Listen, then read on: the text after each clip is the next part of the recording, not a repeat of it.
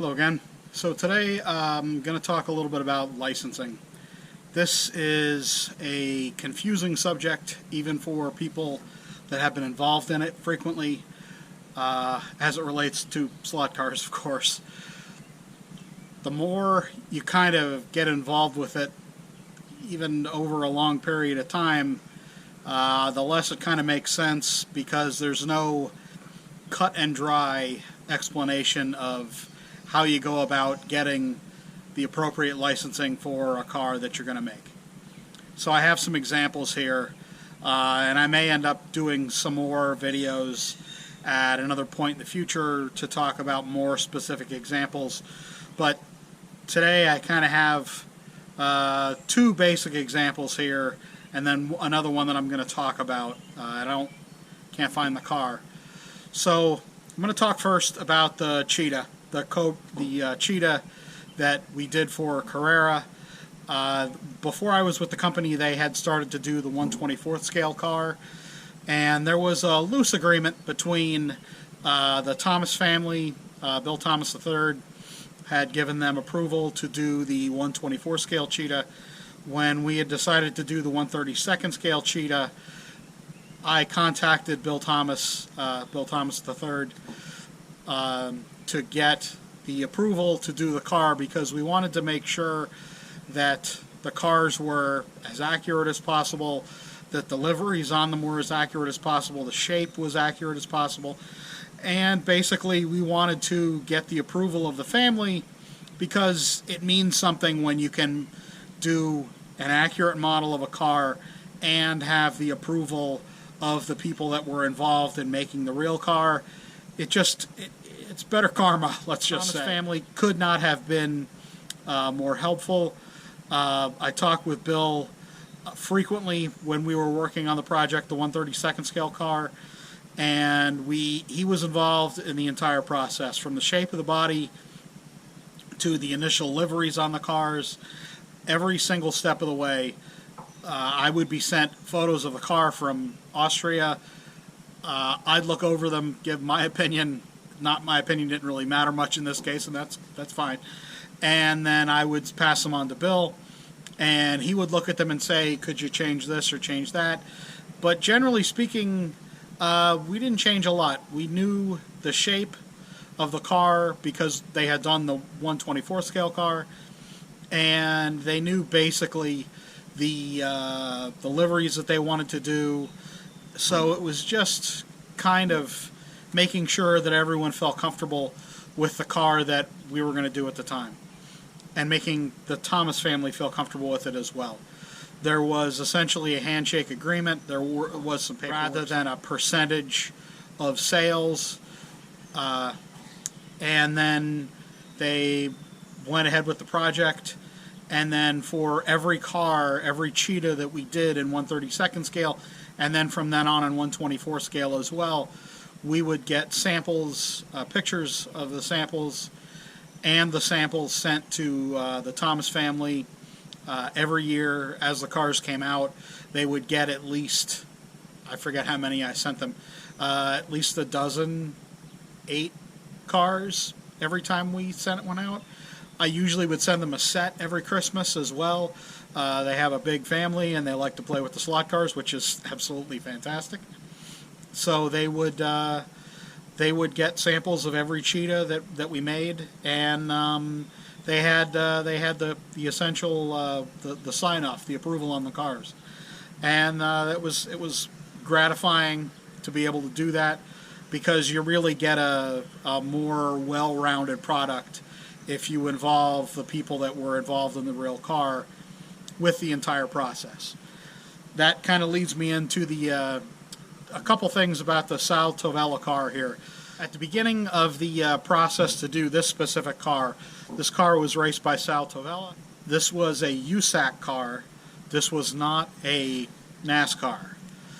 We avoided doing direct NASCAR licenses or liveries that had been raced only in NASCAR Grand National Series at that point, because we didn't want to do the NASCAR license for the older cars, for the stock cars. So what I would do was I would look for USAC race cars, which USAC, the name, the brand at that time, wasn't owned by NASCAR, so NASCAR couldn't exert any control.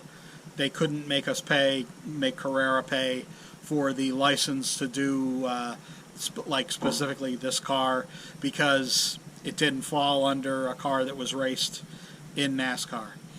Funny story, when we actually showed this car and another car, I think it may have been the Oberlogging car, at the New York Toy Fair, actually two of the NASCAR licensing folks stopped by, and they went up and said, you've done a NASCAR, we didn't have approval on this. And I pointed out to them, I said, no, this isn't a NASCAR, this is a USAC car. And once they knew that I knew that, they didn't have a whole heck of a lot more to say about that. And we went on to talk about if we were going to do the NASCAR license again. So, specifically with the Tavella car, I had talked with Sal himself. He was a little hard of hearing, so on the phone it was easier to talk with his daughter. So in the process, we talked with him pretty frequently about getting the color specifically correct, which is why I kind of have these two cars here. So this is the production version of his car, which some people may have, and this is what actually ended up getting produced. This car, and actually you can see it in the video, this was a color sample that we had done, that they had painted up in Austria, and they had sent this to me to send to him. So with these cars, we only had old pictures to work with, and over the years, slides and prints can color shift. So the way something actually looked at the time, 30 years ago, 40 years ago, 50 years ago, in a picture that was taken, the actual picture, the emulsion on the print or the emulsion on the slides may have yellowed, may have color shifted. So the picture you're looking at, the colors might not be accurate. It's a long way around of saying we sent cars, this sample and a prototype, to Sal, and he approved the color he wanted. He had actually said that he wasn't entirely sure, to be frank, and that's fine because it's, a long time ago.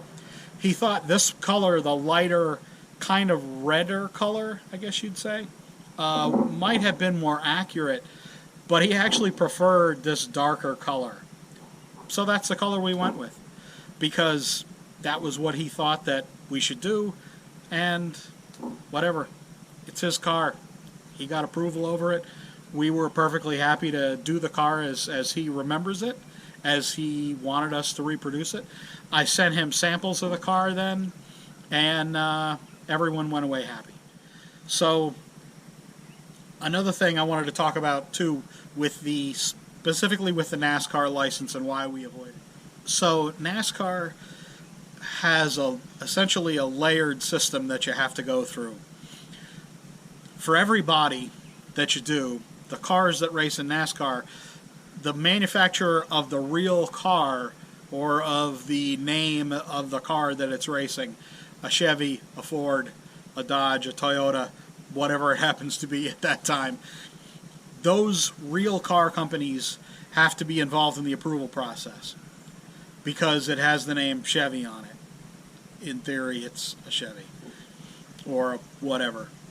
NASCAR also has to sign off on it. The team also has to sign off on it. The driver has to sign off on it. The major sponsor has to sign off on it.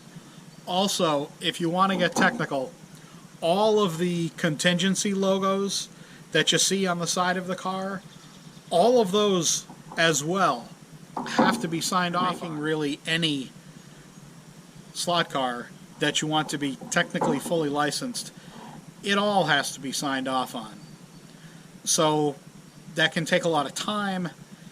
If every single logo isn't right, maybe the Napa logo on a car, the blue isn't quite right. Napa wants to say, well, it's not exactly right, or we want additional money. If everyone involved wants money in the car, the driver, the real manufacturer, the sponsoring body, the real sponsor, it can really add up. And the profit margin gets cut into very quickly. And I talked about the production numbers in a different video. There's a lot of costs when you're talking about making a car. Even if it is relatively cheap making them in China, if you start throwing costs on top of cost on top of cost on top of cost, it really cuts down that you can make money on a car. The cars don't really sell for all that much. And, you know, it's pretty risky to make a car with a lot of sponsors on it, especially if then you get involved with having to pay for all of the licensing. Anyway, so NASCAR, we had avoided it because of a variety of reasons, some of which I've talked about. The other ones, NASCAR, the license, generally you would think it would do a little better on slot cars than it does. It really didn't seem to.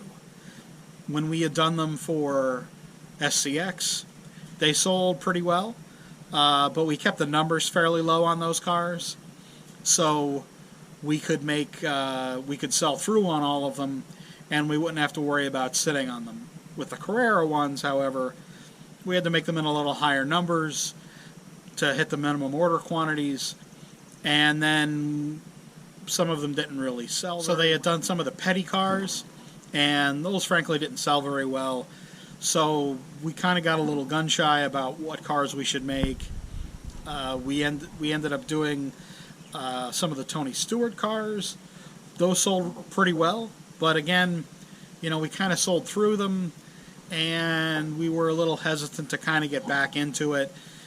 And then NASCAR was kind of asking us to do more of a complete field of cars, and that would have to flesh out many of the cars that were in the field, not just the top guys. The problem is when you talk to people in the diecast business who do a lot of the NASCARs, yes, the top drivers sell well, the diecasts of the top drivers sell well, but once you get below that, yeah, you can make some of the start and park guys or some of the back marker guys just to fill out a field of products. But what happens is they really don't sell. And then you end up getting stuck with inventory that you have to mark down, and then you end up losing money on a lot of it, and it's kind of a vicious cycle, frankly. So from the top 1 or 2 drivers to the 4th or 5th or 10th driver, it may be cut in half the number of sales you get every time. So you may get really great sales of the top 1 or 2 drivers, but then below it, you get really terrible sales. So you can't really commit to much of a field of cars if that's what a sanctioning body wants you to do, unless you get direct help from them in putting them on their website, in promoting them at the track, in just kind of pushing them on TV because they really control what's done on television. So you really need a lot of help selling the cars. Okay, so this car is a pro slot Ferrari. This car is kind of infamous. When you do the Ferrari license, they work with 1 or 2 companies to have what's called a master licensee. And they will have, for example, Hot Wheels, who they contract with to do all of the toys, all of the road race toys. And then you have to sub-license through Hot Wheels or through one of the other big toy companies. And so you're paying them, and then they pay Ferrari. Or you work with Ferrari directly, which a fairly notable company has done. you lock up a multi-year license, and then you have the exclusive to do Ferraris for that category, whether it's slot cars or gravity like a push car, like a Hot Wheels, or a pullback, or like a construction build, like a Lego. So you would have the exclusive then, because it just makes it easier for a company like Ferrari to have one or two companies to deal with, rather than everyone coming at them from all sides and trying to get a million different kinds of products. ProSlot did not have the license to do the Ferrari. So this presented a problem when you try to import the cars into the country, which is where the license is technically enforced. If you bring in products into the country, and when they go through customs, the forms have to be checked to make sure that you have the right licenses on the products. And if not, you have to present those documents to customs, as I understand it. I've never been directly involved in this, but I've had it explained to me a number of times. So if you don't have the documents, the products can be held until you produce the documents. If you can't produce the documents and the goods are unlicensed, they will be destroyed.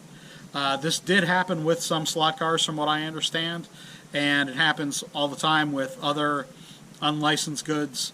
If there's no sticker or notation on the back card, if it were on this one, it would say somewhere on here that this is a licensed Ferrari product used under permission from Ferrari, blah, blah, blah, blah, blah. That kind of notation, as I understand it, has to be on the packaging, or it has to be in the company's catalog. And that's why if you look in the back of some of the catalogs, you'll see, like specifically Scalextric, you'll see the licensing information in the back of the catalogs, licensed stuff. So specifically with the ProSlot one, this car, as I understand it, was held in customs because they didn't have the licensing information, and some of them got out, or they got out after a period of time, but I believe some subsequent ones were destroyed. Some of the cars, from what I understand, didn't have the correct information, the subsequent cars. This one, for example, says made in Romania on the bottom, and all of the cars generally say, this one says Bill Thomas Cheetah. They say where they're made on the bottom of the car. They have to say that, as I understand it. So one of them that I have has in the bottom, made in Europe. Well, Europe isn't a country. So that one wasn't allowed into the country. So what I had heard from someone who was distributing them at the time was that when these cars came in, they were held in customs. Customs looked at the products, they opened a bunch of them up to see that they were marked properly, to see that the information was correct in the paperwork. From what I understand, none of it was correct. It said made in Europe on the bottom. So the distributor and some of their family members had to sit in customs with Dremels or sandpaper, scratch off the made in Europe on the bottom, and put a sticker on the bottom that's in made in, I think in this case, Romania. So these kinds of oddball things, the more you hear about licensing, the less it makes sense. There's just so many different cases where there's so many peculiar things that go on. There's no one story. I wanted to talk about another example of a car that was released in Europe and could not be released here. Years ago, Revell Monogram made the Fun Cup Beetles, and in Europe, the real Fun Cup series was sponsored by Uniroyal. And since that body was specific to that series, Uniroyal, as I understand it, claimed that they owned the body shape, the trade dress of those cars. They granted Revell Monogram the rights to use the body as a slot car, to make slot cars in Europe, and they made a bunch. They started out with, I think, 2 or 3, a pink one, a black one, and a silver one maybe, and black and white and pink one. And those three cars at the time were really highly prized because we kind of wondered why you couldn't get them here in the U.S. The reason is because Uniroyal is managed entirely by a different company here in the U.S., and they would not grant the license to Revell Monogram to sell the cars that were already here. As I understand it, there was a few pallets or a pallet of the Uniroyal Fun Cup cars, the Beetles, sitting at Revell Monogram. They were ready to send them out to the distributors, to their dealers, and Uniroyal said, you can't send them out. And in fact, I believe that they were either sent back to Europe, but I had heard that they were destroyed because they couldn't be sold here. Another example is the Golf livery that some companies have the license to, and some companies don't here in the U.S. Skelectric, for example, has the rights here in the U.S.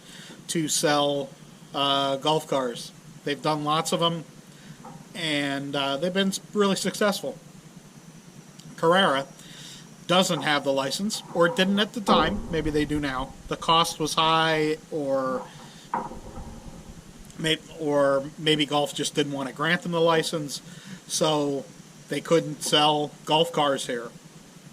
So the only ones that they could sell were in Europe because Golf wouldn't allow the cars to be sold here. Le Mans is the same way.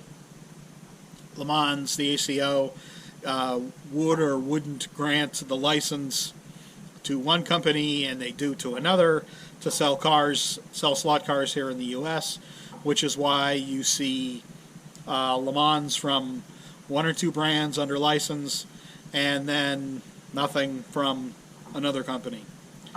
So none of this really fits into a very neat box. It's kind of hard to explain because it's really on a case-by-case basis whether a company will grant a license for U.S. products and for European products, for worldwide products. It's just basically as clear as mud. So I hope you enjoyed this video. If you did, please like it down below. Please subscribe to the channel. I'm going to be doing more videos on a variety of topics over time. And thanks. I appreciate you stopping by.